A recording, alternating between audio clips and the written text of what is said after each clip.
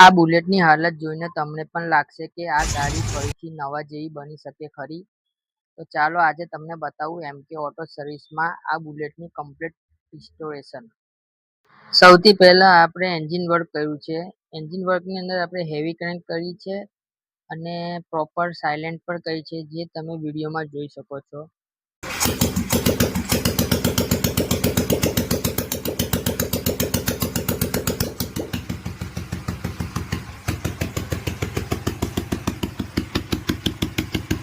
ત્યારબાદ આપણે કર્યું છે કલરનું કામ.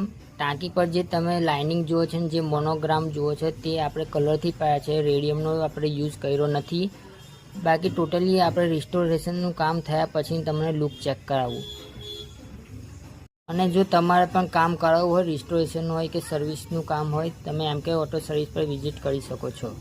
તો કરો લુક ચેક એનો.